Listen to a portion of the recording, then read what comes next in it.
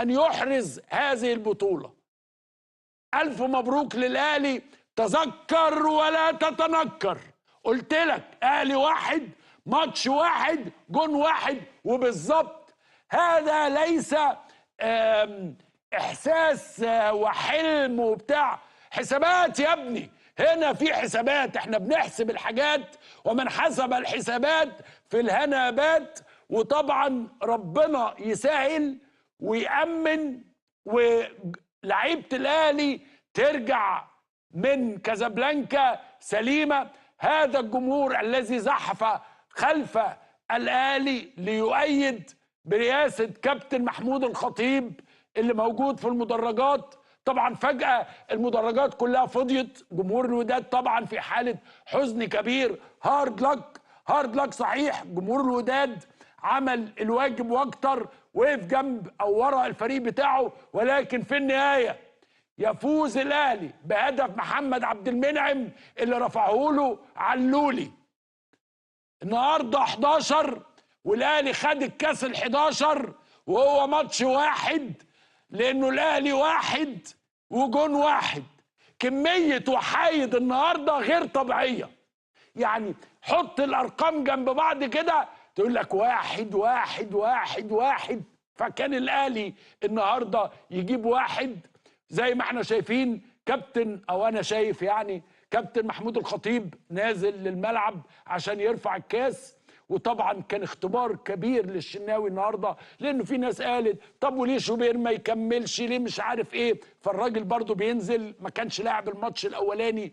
النهارده اختبارات صعبه. وها هي مصر، مصر سعيده، مصر مبسوطه، مصر جميله، مصر جميله. خليك فاكر يفوز الاهلي بهذه الكأس. وبجد والله أنا كنت واقف في الفاصل بتفرج على الثواني الأخيرة وحاطط إيدي على قلبي، وكان قلبي يقطر دما. يعني كان قلبي يخفق ويخاف ويرتعد كل هجمة بتيجي على الأهلي. إنما الحمد لله الأهلي ما بيتغلبش، الأهلي ما بيسيبش، الأهلي كسب. يفوز الأهلي ببطولة أفريقيا، وألف مبروك. وهو انتصار. يمكن في ناس تقول لك إيه وأنت مالك، أنت زملكاوي أنت. لا، يعني يمثل مصر ويمثل الكرة المصرية. وفي حقيقة الأمر إن كل اللعيبة اللي موجودة في الملعب دول بنحبهم، وبنحب أدائهم، وبنحب احترافهم، وبنحب قدرتهم في لعب الكرة. زي ما احنا شايفين طبعا كابتن سيد عبد الحفيظ مبسوط، الشناوي مبسوط، احمد عبد القادر فجأة طلعت له عضلات اهو، ما كانش عنده عضلات قبل كده. يعني حاجات كده ما كناش بنشوفها زمان. كنت دايما بحس ان احمد ده محتاج شوية غذاء برضه حبة. انما هذه هي السعادة. والناس دي لعبت ماتش صعب، عصبيا صعب، نفسيا صعب. وهم حطوا عليهم ضغط نفسي، قالوا لهم انتوا المرتين اللي قبل كده جيتوا لنا واتغلبتوا، دي هتبقى الثالثه يا جماعه. وكان الاهلي اعصابه ثابته. الراجل السويسري ده برضو، السويسريين دول ناس بيجيدوا ضبط الاعصاب. و الراجل ده عمل فرقه كويسه، غير من لعيبه كتير ما كانتش بتنتج، بقى لعيبه عندها فاعليه، بيلعب بلعيبه كتير، ملعب اكتر من 32 لاعب في الموسم. فالناس ما عندهاش الارهاق اللي كان دايما الاهلي بيعاني منه.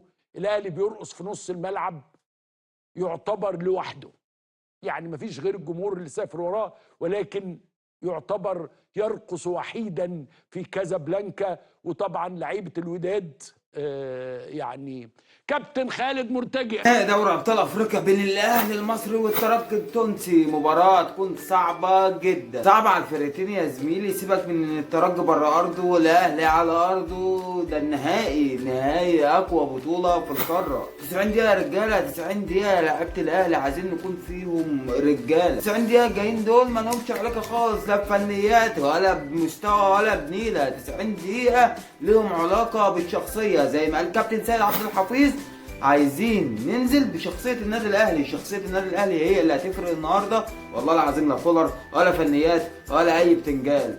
شخصيه النادي الاهلي اللي دايما بتحضر في الاوقات اللي زي دي هي اللي هتكسبنا النهارده الماتش بعون الله. وعايزين نفتكر جمله جميله جدا، النهائيات تكسب ولا تلعب. ايمن يا صديقي، يعني النهارده ما تقوليش بقى الاهلي كان وحش، الاهلي كان حلو، لا لا لا، عايزين النهارده نقول الاهلي كسب بطوله افريقيا، ان شاء الله احنا قدها. ونرجع ونقول تاني مع احترامنا الكامل لنادي الترجي التونسي، ولكن نحن نحتاج الى هذه البطوله. هي الترجي 90 دقيقه يا رجاله، ان شاء الله باذن الله نطلع فيها يا رجاله وناخد بطولة افريقيا الا 12. تفتكر يا صديقي الصدوق الاهلي هيقدر يعملها؟ ان شاء الله باذن الله يقدر يعملها. ده احنا الاهلاويه يا جدع، مع الاهلي مفيش مستحيل. انت بس ارفع ايديك للسما وقول يا رب يا عالي انصر الاهلي الغالي، وان شاء الله هتحصل يا رجاله. عايزين لعب برجوله، عايزك تموت على الكوره، ان شاء الله نقدر نعملها ان شاء الله باذن الله.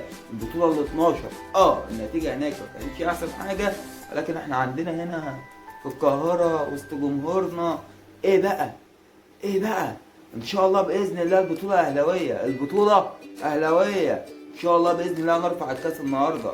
بس كلنا كده كاهلاوية ندعي وان شاء الله اللاعيبة النهاردة تطلع رجالة زي ما هي معودانا، زي ما النادي الاهلي دايما معودنا انه دايما بيجي